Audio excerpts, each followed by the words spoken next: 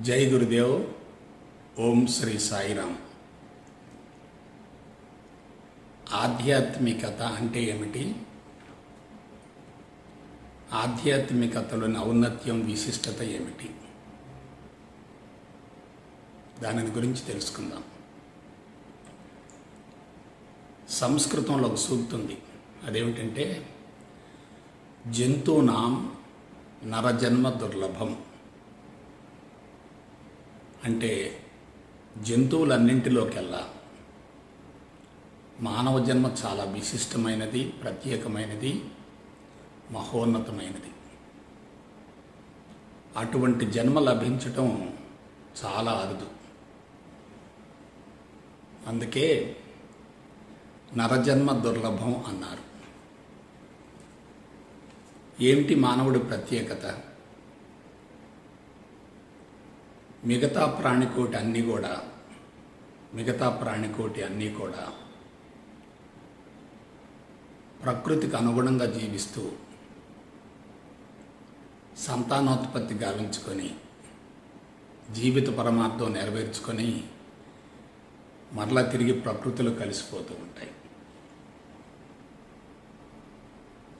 కానీ మానవుడిలో మిగతా జంతు సామ్రాజ్యంలో ఉన్నటువంటి సమస్త ప్రాణికోటిలోకెల్లా ఒక ప్రత్యేకత ఉంది. అదేమిటంటే ఆలోచన శక్తి, అవగాహన శక్తి, పరిసరాల పట్ల స్పందన, భాష, జ్ఞాపక శక్తి, తనను గురించి తాను తెలుసుకోవటం, చుట్టూ ఏం జరుగుతుందో తెలుసుకోవటం. ఇవే కాకుండా ఈ చరాచర జగత్తు ఆవిర్భవించడానికి ఏదైతే మూల కారణమో దానిని గురించి తెలుసుకొని నేను కూడా భగవంతుడనే అని శాస్త్రయుక్తంగా నిరూపించుకున్నటువంటి ఏకైక జాతి మానవుడు. అందుకే నరజన్మ దుర్లభం అన్నారు. సో అటువంటి మానవుడు నిరంతరం పరితపించేది దేనికోసం? మానవుడు నిరంతరం పరితపించేది ఆనందం కోసం. పుట్టింది మొదలు మరణించేంత వరకు, ఉదయం నిద్ర లేచింది మొదలు మరలా సాయంత్రం నిద్రకు ఉపక్రమించేంత వరకు మానవుడు నిరంతరం పరితపించేది ఆనందం కోసమే. ఇక్కడ మీకు ఒక విషయం చెప్తాను. తృప్తి వేరు, సంతోషం వేరు, అనుభూతి వేరు, గుర్తింపు వేరు, కీర్తి ప్రతిష్టలు వేరు, ఆనందం వేరు. భూమండలం మొత్తంలో ఆనందాన్ని గురించి తెలుసుకొని ఆనందాన్ని ప్రయోగపూర్వకంగా అనుభవించగలిగినటువంటి ఒకే ఒక జాతి మానవుడు. దానికి మూల కారణం చెప్తాను. మిగతా జాతులతో పోలిస్తే మానవుల్లో అహంకారం ఎక్కువగా ఉంటుంది. అహంకారం ఎక్కువగా ఉన్నప్పుడు నేను, నాది, నాకు అనే మోహబంధాలు ఉంటాయి.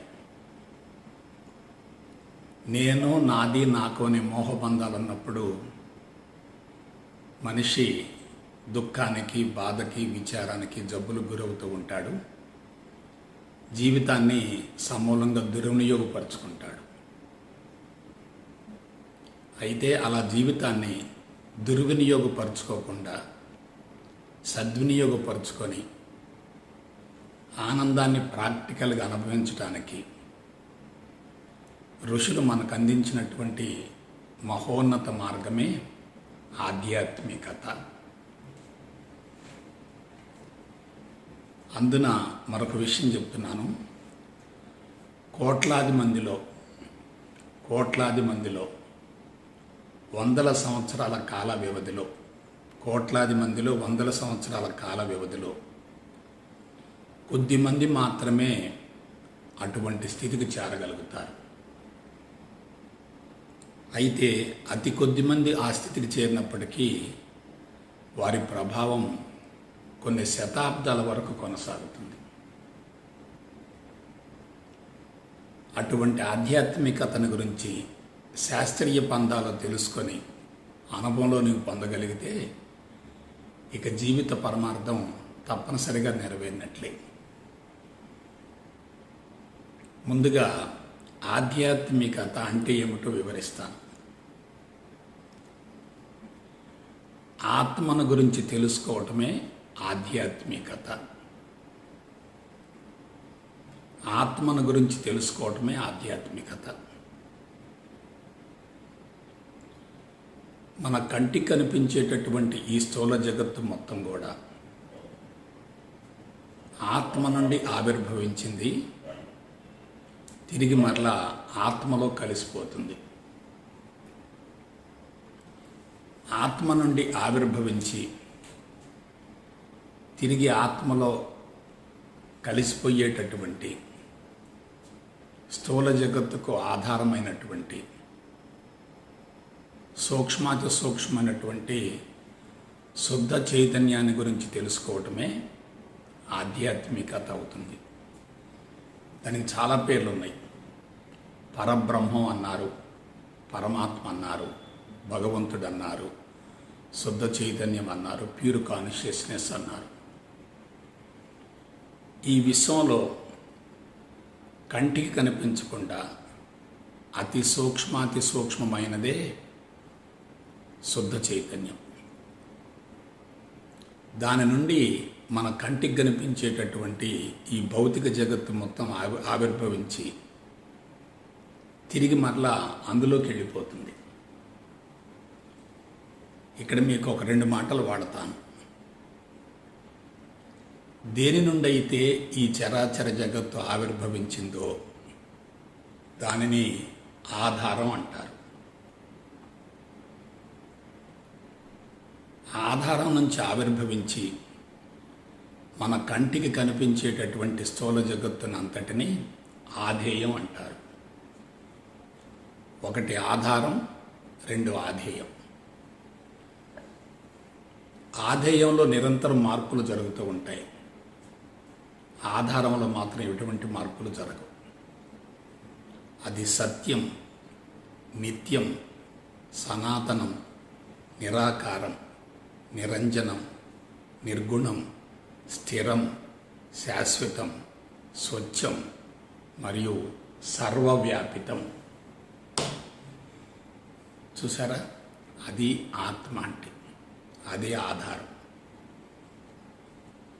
అటువంటి ఆత్మ నుండి ఒక శక్తి ఆవిర్భవిస్తుంది. అదే ప్రాణశక్తి. దాన్ని పరాశక్తి అంటారు, పవిత్ర శక్తి అంటారు, అద్వైత శక్తి అంటారు, అఖండ శక్తి అంటారు, యెహోవా శక్తి అంటారు, అల్లా శక్తి అంటారు, ఈశ్వర శక్తి అంటారు. ఎన్ని పేర్లను పెట్టండి. అటువంటి శుద్ధ చైతన్యం నుండి ఉద్భవించేటటువంటి శక్తిని భగవంతుడి శక్తి అంటారు. భగవంతుడి నుండి ఆవిర్భవించిన శక్తి కాబట్టి దాన్ని భగవంతుడి శక్తిగా పిలుస్తారు. దాన్నే పరాశక్తి అంటారు. అటువంటి పరాశక్తి నుండి కనిపించే స్థూల జగత్తు మొత్తం ఆవిర్భవించింది. ఈ స్థూల జగత్తులో నిరంతరం మార్పులు జరుగుతూ ఉంటాయి. కొంతకాలం మార్పులు జరిగిన తర్వాత ఇది మరలా తిరిగి దానిలో కలిసిపోతుంది. అటువంటి ఆత్మను గురించి శాస్త్రయుక్తంగా తెలుసుకోవడాన్ని ఆధ్యాత్మికత అంటారు. ఆత్మను దాటి శూన్యస్థితికి వెళ్ళగలిగితే, ఆత్మను దాటి శూన్యస్థితికి వెళ్ళగలిగితే అదే పరిపూర్ణ స్థితి అవుతుంది. అటువంటి శూన్యస్థితికి చేరినటువంటి వాళ్ళనే సిద్ధ పురుషులు లేక ఋషులు అంటారు. కాబట్టి ఆత్మ, అనాత్మ, దీనికి ఇంకా చాలా పేర్లు ఉన్నాయి. పురుషుడు, ప్రకృతి, క్షేత్రజ్ఞుడు, క్షేత్రం. ఈ విధంగా జంట పదాలు చాలా ఉన్నాయి. ఇక్కడ మీకు ఒక విషయం చెప్తాను. కనిపించే స్థూల జగత్తుకు ఆధారమైనటువంటి సత్యమైన, నిత్యమైన, సనాతనమైన, నిరాకార, నిరంజన, నిర్గుణాన్ని గురించి శాస్త్రయుక్తంగా తెలుసుకొని ఆ స్థితికి చేరటం అనేది మామూలు విషయం కాదు. సిద్ధాంతం ఆకర్షణీయంగా ఉంటుంది, కానీ అనుభవంలోకి రావటం చాలా కష్టం. ఇంకొక విషయం చెప్తున్నాను. కనిపించే స్థూల జగత్తుకు ఆధారం ఉంటుంది, కానీ ఆత్మకు ఎటువంటి ఆధారం ఉండదు. కనిపించే స్థూల జగత్తుకు ఆత్మ ఆధారం అవుతుంది, కానీ ఆ ఆత్మకు మరలా ఎటువంటి ఆధారం ఉండదు. కాబట్టి కనిపించే స్థూల జగత్తు మొత్తం కూడా, కనిపించేటటువంటి ఈ సృష్టి మొత్తం దేని నుంచి వచ్చిందంటే శుద్ధ చైతన్యం నుండి వచ్చింది. అందుకే దాన్ని సృష్టికర్త అన్నారు. సృష్టికర్త అన్నారు. సృష్టి ఏమో కనిపిస్తుంది, సృష్టికర్త కనిపించడు. ఇప్పుడు మీకు సీక్రెట్ ఆఫ్ స్పిరిచువాలిటీ చెప్తాను. ఆధ్యాత్మికతలోని మర్మం చెప్తాను. ఎవరైతే సృష్టికర్తను స్వాధీనం చేసుకుంటారో, ఎవరైతే సృష్టికర్తను స్వాధీనం చేసుకుంటారో వారు సృష్టి మొత్తాన్ని జయించగలుగుతారు. ఎవరైతే సృష్టికర్త స్థాయికి వెళతారో వాళ్ళు సృష్టిని మొత్తాన్ని స్వాధీనం చేసుకుంటారు. ఎవరైతే భ్రమలో ఉంటారో, భ్రాంతిలో ఉంటారో, పిచ్చిలో ఉంటారో, వెరిలో ఉంటారో, వ్యామోహంలో ఉంటారో, ఇంకొక మాట వాడతాను, మాయలో ఉంటారో వాళ్ళు సృష్టిలో ఇరుక్కొని సృష్టికర్త యొక్క ఉనికిని గ్రహించలేరు. మీకు ఇంకొక విషయం చెప్తున్నాను. ఈ విశ్వంలో ఏదైతే స్థూలంగా ఉంటుందో దానికి శక్తి తక్కువగా ఉంటుంది, వ్యాపకత్వం కూడా తక్కువగా ఉంటుంది. ఏదైతే సూక్ష్మంగా ఉంటుందో దానికి శక్తి ఎక్కువగా ఉంటుంది, వ్యాపకత్వం కూడా ఎక్కువగా ఉంటుంది. ఇప్పుడు మనం ఈ సృష్టి మొత్తంలో, ఈ విశ్వం మొత్తంలో ఫైనెస్ట్ పార్ట్కి వెళ్తున్నాం. ఎప్పుడైతే మనం ఫైనెస్ట్ పార్ట్కి వెళ్తామో మనకి కనిపించేటటువంటి ఈ సృష్టి మొత్తం కూడా మాయగా గోచరిస్తుంది. అలా కాకుండా మనం మాయలో కానీ, భ్రమలో కానీ, భ్రాంతిలో కానీ ఉంటే సృష్టిలో ఇరుక్కొని పోతాం. సృష్టికర్త యొక్క ఉనికిని మనం గ్రహించలేం. ఇంకొక పాయింట్ చెప్తున్నాను. దేనినైతే మీరు తెలుసుకుంటే మరొక దాని గురించి మీరు తెలుసుకోవలసినటువంటి అవసరం లేదు. దేనినైతే మీరు తెలుసుకోకపోతే ఇతర విషయాలు ఎన్ని తెలుసుకున్నా వ్యర్థమో. అటువంటి మహోన్నత మార్గమే ఆధ్యాత్మికత. If you know spirituality, you need not know anything. If you don't know spirituality, if you know anything, it is partial and incomplete. ఎప్పుడైతే మనం సృష్టిని గురించి తెలుసుకుంటామో సృష్టికర్తను మనం మర్చిపోతాం. అదే సృష్టికర్తను తెలుసుకుంటే సృష్టి మొత్తం మనకు స్వాధీనం అవుతుంది. చూసారా ఎంత విచిత్రంగా ఉంటుందో. అయితే ఇక్కడ మరొక విషయం మనం గ్రహించాలి. ఈ చరాచర జగత్తుకు ఏదైతే ఆధారం అనుకుంటున్నామో,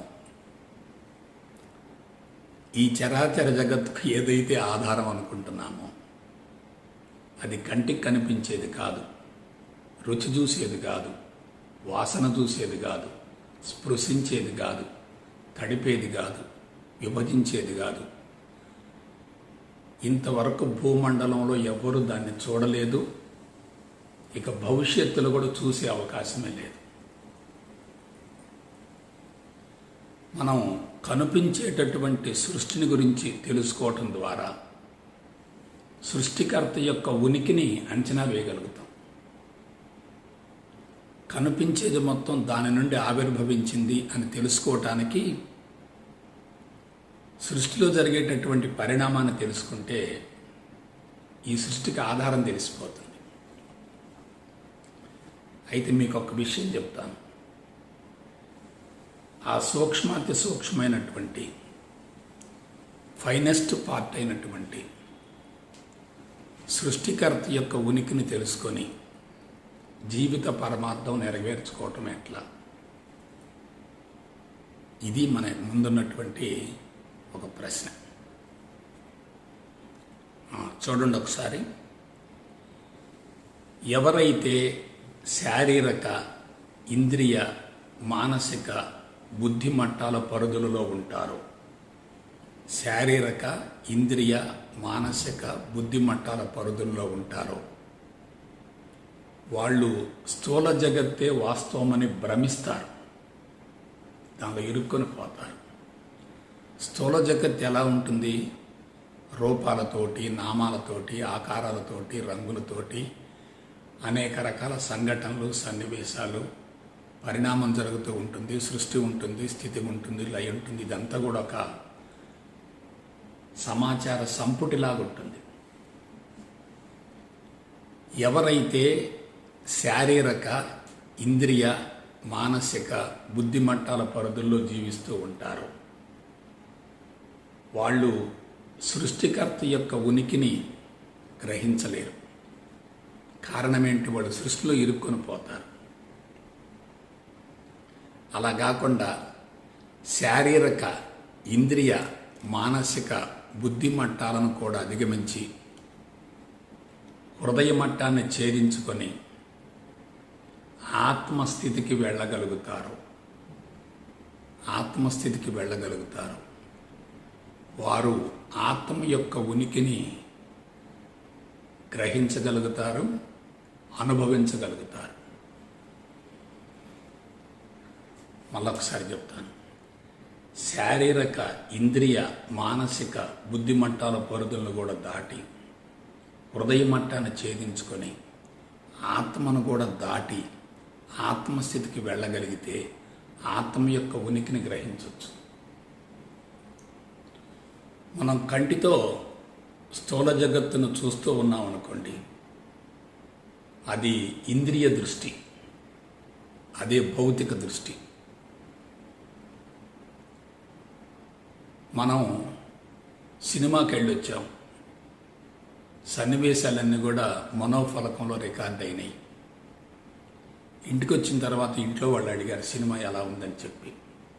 ఆ సినిమాను వాళ్ళకు చెప్తూ ఉన్నాం. అలా చెప్పడానికి మూల కారణం ఏంటంటే ఆ సినిమాకు సంబంధించిన సమాచారం మొత్తం కూడా మన మనోఫలకంలో నిక్షిప్తమైపోతుంది. అలా నిక్షిప్తం అయింది కాబట్టే మనం చెప్పగలుగుతున్నాం. దానిని సూక్ష్మ దృష్టి అంటారు. సూక్ష్మ దృష్టి. మొదటిదేమిటి? ఇంద్రియ దృష్టి లేక భౌతిక దృష్టి. రెండవది సూక్ష్మ దృష్టి. ఈ సూక్ష్మ దృష్టి కూడా భౌతిక ప్రపంచానికి సంబంధించిందే. అయితే బిడ్డలారా, ఎవరైతే భౌతిక దృష్టిని, ఇంద్రియ దృష్టిని, సూక్ష్మ దృష్టిని కూడా దాటి ఆత్మ దృష్టికి వెళ్ళగలుగుతారో, భౌతిక దృష్టిని దాటాలి. దాన్నే ఇంద్రియ దృష్టి అంటారు. కళ్ళతో చూసేది అదే.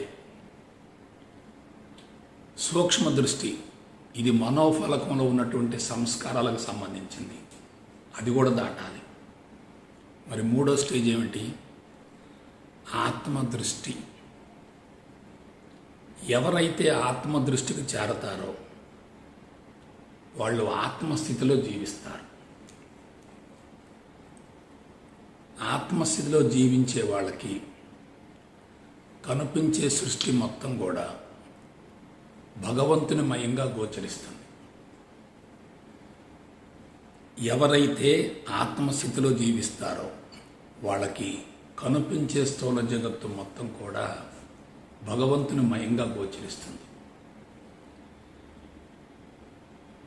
ఈ స్థూల జగత్తులో సంభవించేటటువంటి మార్పులు కానీ, చేర్పులు కానీ, సృష్టి కానీ, స్థితి కానీ, లయ కానీ, పుట్టుక కానీ, మరణం కానీ, ఇవన్నీ కూడా భగవంతుడి యొక్క రూపాంతరంగా గోచరిస్తాయి.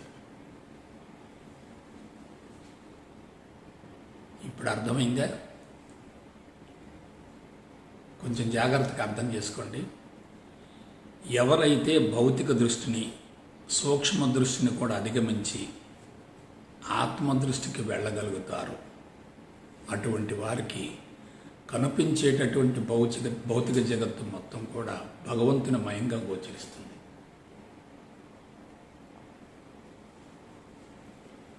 నెక్స్ట్ ఇంకో పాయింట్ చెప్తాను. మనం ఆత్మదృష్టికి వెళ్ళగలిగితే ఆత్మస్థితిలో జీవించగలిగితే కనిపించేది మొత్తం కూడా ఆత్మజ్ఞానంగా గోచరిస్తుంది. కనిపించేది మొత్తం ఆత్మజ్ఞానము అనేటటువంటి విషయాన్ని అనుభవంలోకి పొందగలగడమే ఆధ్యాత్మికత అంటే. ఇప్పుడు కొంచెం జాగ్రత్తగా అంచనా వేసుకోండి. ఇది అందరికీ సాధ్యం కాదు.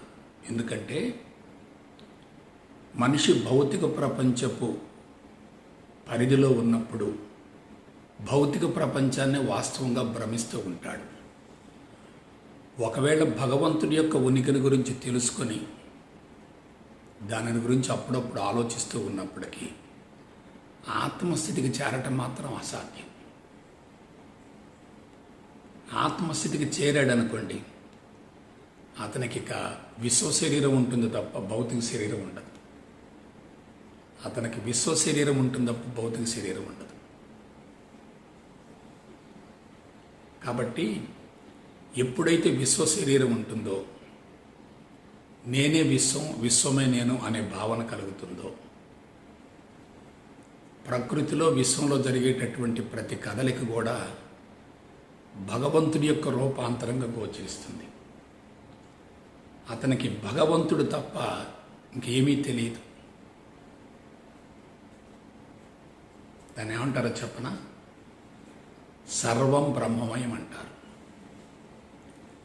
మీరు ఒప్పుకున్నా, ఒప్పుకోకపోయినా, అంగీకరించినా, విశ్వసించకపోయినా, తిరస్కరించినా సరే, ఈ విశ్వం మొత్తంలో భగవంతుడు కానిది, భగవంతుడు లేనిది, భగవంతుడికి భిన్నమైనది, భగవంతుడికి అతీతమైనది, వేరైనది అసలు లేదు ఇంకా. ఇప్పుడు నాకు ఒక మాట చెప్పండి. మీకు ఆనందం కావాలా? తృప్తి, అనుభూతి, సంతోషం, గుర్తింపు, కీర్తి ప్రతిష్టలు కావాలా? ఆలోచించుకోండి.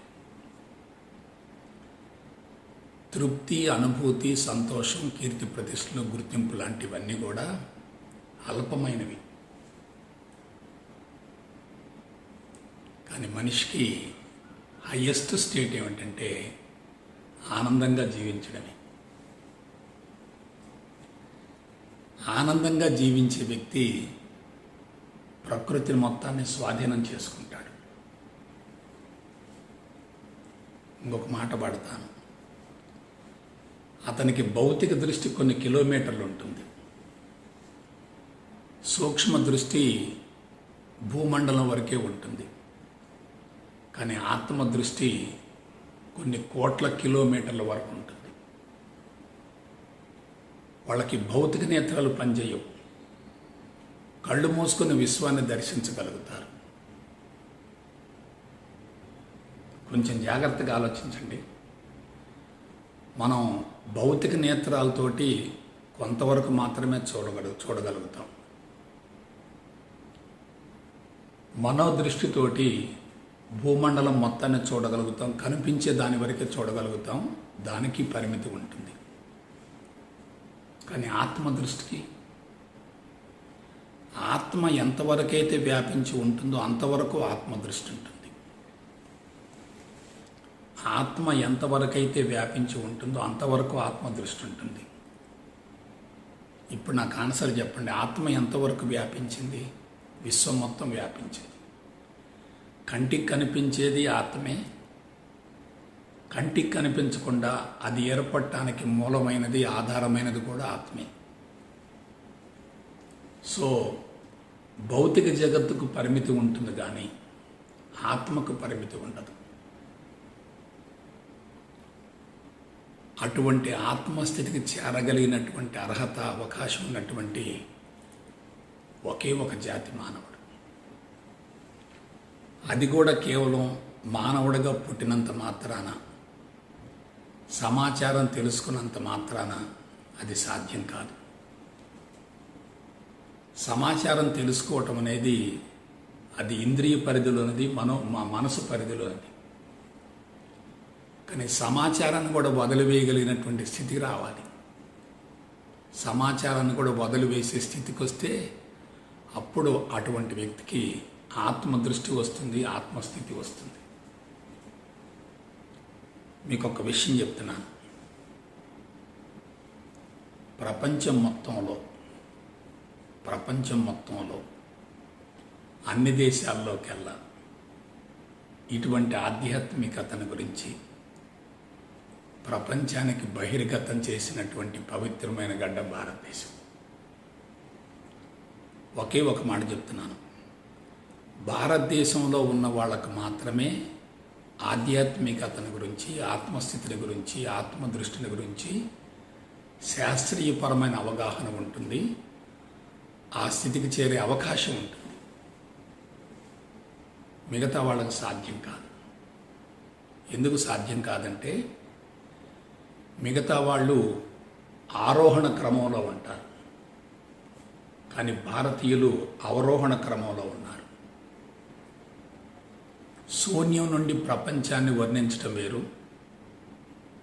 ప్రపంచంలో ఉంటూ శూన్యాన్ని గురించి తెలుసుకోవటం వేరు. శూన్యం నుండి ప్రపంచాన్ని వర్ణించటం వేరు, ప్రపంచంలో ఉండి శూన్యాన్ని గురించి తెలుసుకోవటం వేరు. తెలుసుకోవటానికి కొన్ని గంటలు సరిపోతుంది, కానీ అనుభవంలోకి పొందటం అనేది మామూలు విషయం కాదు. అందుకే ఇందాక నేను చెప్పాను, మరలా చెప్తున్నాను. 100 కోట్ల మందిలో 100 సంవత్సరాల కాల వ్యవధిలో 100 కోట్ల మందిలో 100 సంవత్సరాల కాల వ్యవధిలో అతి కొద్ది మందికి మాత్రమే అటువంటి స్థితికి చేరే అవకాశం ఉంటుంది. అటువంటి స్థితికి చేరగలిగితే విశ్వం మొత్తం స్వాధీనమవుతుంది. వారి ప్రభావం కొన్ని శతాబ్దాల వరకు కొనసాగుతుంది. అయితే మీరు ఒక మాట అనొచ్చు, గురూజీ ఆ స్థితిని గురించి తెలుసుకోవటం కష్టం అంటున్నారు, చేరటం బహు కష్టం అంటున్నారు, కత్తి మీద సాము లాంటిది అంటున్నారు, మరి ఇదంతా ఎందుకండి? మీకు ఒక అనుమానం రావచ్చు. ఒకటి మాత్రం చెప్తున్నాను.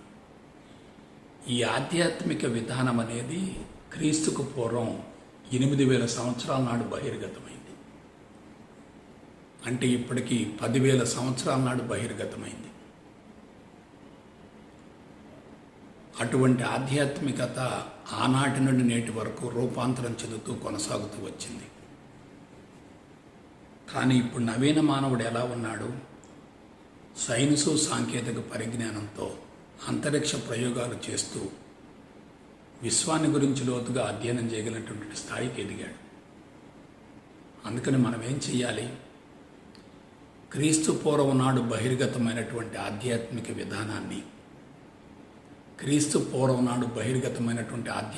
విధానాన్ని, నవీన మానవుడి యొక్క మేధస్సును ఆకర్షించే విధంగా, ఆకట్టుకునే విధంగా శాస్త్రీయ పంథాలో, సాంకేతిక విధానంలో మలిచి అందించగలిగితే తక్కువ సమయంలో, తక్కువ శ్రమతో ఎక్కువ లబ్ధి పొందొచ్చు. ధ్యాన మండలి ఈ విషయంలో గత 3 దశాబ్దాలుగా కృషి చేస్తూనే ఉంది.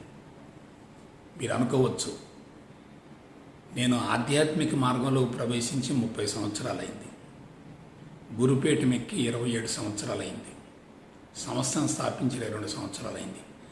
నేను ఆధ్యాత్మిక మార్గంలోకి ప్రవేశించక ముందు దీని గురించి ఆలోచిస్తూ వచ్చాను. ఆధ్యాత్మిక మార్గంలోకి ప్రవేశించిన తర్వాత దీని గురించి ఆలోచిస్తూ వచ్చాను. సంస్థను స్థాపించిన తర్వాత ప్రయోగాలు చేస్తూ, పరిశోధనలు చేస్తూ, దశల వారీగా కోర్సులు రూపొందించుకుంటూ అనుభవాన్ని పొందగలుగుతున్నాను. అనుభవాన్ని పొంది బోధించడం వేరు, సమాచారం సేకరించి బోధించడం వేరు. నేను అందించేది మొత్తం కూడా అనుభవసారం కాబట్టి మరొకసారి చెప్తున్నాను. తక్కువ సమయంలో, తక్కువ శ్రమతో ఎక్కువ లబ్ధి కలిగే విధంగా నవీన శాస్త్రీయ పందాలో, సాంకేతిక విధానంలో ఆధ్యాత్మికతను అందించగలిగితే ప్రపంచ చరిత్రనే మార్చవచ్చు. ఇంకొక లాస్ట్లో ఒక మాట్లాడతాను. వ్యక్తి సమస్యలకి, కుటుంబ సమస్యలకి, సామాజిక సమస్యలకి, ప్రపంచ సమస్యలకి, ప్రకృతి సమస్యలకి, for all the problems spirituality is the only solution. ఎవరు ఎక్కడ తిరిగినా చెట్టు చివరకు ఈ మార్గానికి చేరి జీవితాన్ని ముగించవలసిందే. ఈ మార్గానికి చేరకుండా జీవితాన్ని ముగించేటట్లయితే జన్మలు పొడిగించబడతాయి, కర్మలు పొడిగించబడతాయి, శరీరాన్ని మార్చవలసి వస్తుంది. కానీ ఈ మార్గానికి చేరి జీవితాన్ని ముగించగలిగితే బ్రతికుండగానే, శరీరం ఉండగానే సంపూర్ణ స్వేచ్ఛను పొందవచ్చు. అటువంటి సంపూర్ణ స్వేచ్ఛను పొందే సాంకేతిక విధానాన్ని గురించి మీరు శాస్త్రయుక్తంగా తెలుసుకొని అనుభవంలోకి పొందాలని మనసా వాచ కర్మను కోరుకుంటూ సెలవు తీసుకుంటా. జై గురుదేవ్, జై గురుదేవ్, జై గురుదేవ్.